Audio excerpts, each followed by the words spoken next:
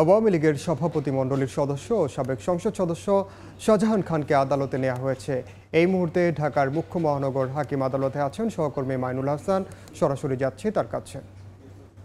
মাইনুল, ধানমন্ডি থানার শিশু কিশোর মোতালেব হত্যা মামলায় কিছুক্ষণ আগে গ্রেফতার শাহজাহান খানকে কিন্তু ঢাকার সিএমএম আদালতে আনা হয়েছে এবং এখন কিন্তু তাকে আদালতে হাজির করা হয়েছে এবং পুলিশের পক্ষ থেকে তার কিন্তু 10 দিনের রিমান্ড চাওয়া হয়েছে এবং তিনি এখন সে যে আদালতের ভেতরে কিন্তু শুনানি চলছে এবং সেই শুনানিতে পুলিশের পক্ষে যে 10 দিনের আবেদন করা হয়েছে তারা আশা করছেন যে অ্যাটলিস্ট অন্ততপক্ষে 7 দিনের তারা রিমান্ড পাবেন এবং তার কাছ থেকে অধিকতর তথ্য তারা এই রিমান্ডের মাধ্যমে আদায় করতে পারবেন। গত 5 আগস্ট শেখ হাসিনা পালিয়ে যাওয়ার পর দলের নেতাকর্মীরা কিন্তু পালিয়ে যান। প্রভাবশালী অনেক নেতাকর্মীরা পালিয়ে যাওয়ার পর অনেকেই কিন্তু গ্রেফতার হয়েছেন। তাদের কিন্তু আমরা দেখেছি যে আদালতে আনা হয়েছে এবং এখন কিন্তু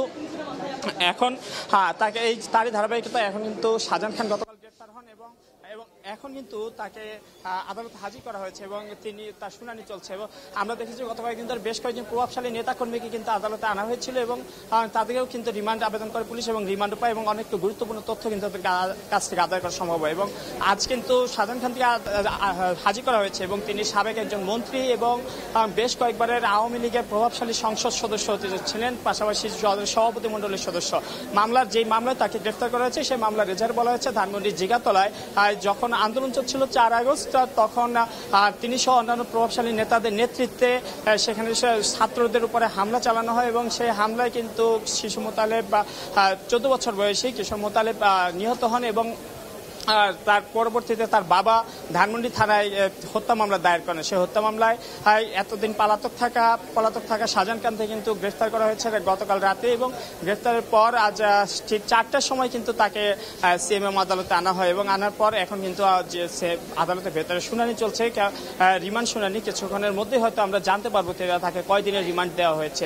এছাড়া আপনারা জানেন যে এই ঘটনা যেহেতু সিএম আদালতে গত কয়েকদিন যাবত আমরা দেখেছি যে আসামিদের উপর হামলা হয়, সেই উপলক্ষে কিন্তু সে কারণে কিন্তু আজ সিএম আদালতে নিরাপত্তা বাড়ানো হয়েছিল, প্রচুর পুলিশ এবং তার পাশাপাশি কিন্তু সেনাবাহিনীও এখানে মোতায়েন করা হয়েছিল এবং আজ কিন্তু কোনো ধরনের হামলার ঘটনা কিন্তু আজ এখানে ঘটেনি, যেহেতু আইন শৃঙ্খলা বাহিনী খুবই সতর্ক অবস্থায় ছিল এবং এখন যেহেতু শাহজাহান খানের রিমান্ড শুনানি চলছে, হয়তো আমরা কিছুক্ষণের মধ্যেই আপনাদেরকে জানাতে পারবো যে তার কতদিনের রিমান্ড মঞ্জুর হয়েছে। তবে পুলিশের পক্ষ থেকে আজ আশাবাদ ব্যক্ত করা হয়েছে অন্ততপক্ষে 7 দিনের রিমান্ড হয়তো শাহজাহান খানকে আদালত থেকে দেওয়া হতে পারে।